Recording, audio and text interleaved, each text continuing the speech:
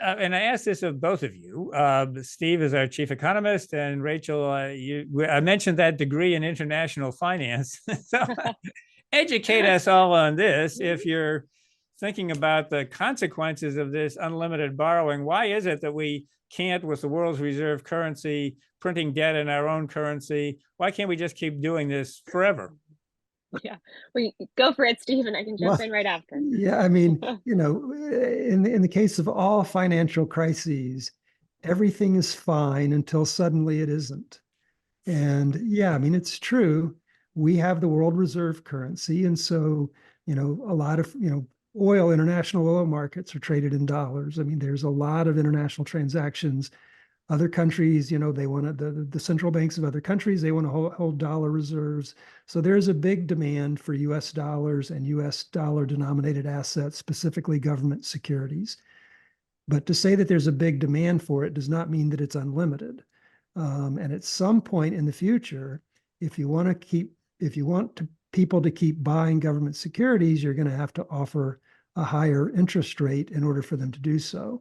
And as interest rates creep up, the cost of borrowing will begin to crowd out the rest of government spending.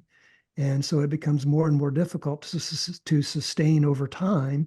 And if, we've had the credit rating agencies downgrade the US debt, were that to happen again, interest rates would go up even further because of the potential risk. So, it's true. We've been successful so far, and the kinds of, people who worry about the deficit have been accused of, being chicken little. The sky is falling and, nothing's happened. And so the critics say, well, see there, nothing has happened. And so, yeah, it's true. Nothing has happened yet. But, there is a limit. We just haven't found it yet. And the problem is if we run up against it, by that point, it's going to be too late to do anything about it. And that's the real challenge, is to convince people that you need to do something sooner rather than later while you still have time. You fix the roof while the sun is shining, not while it's raining. Got about a minute left in this. About a minute left in this segment. Go for it.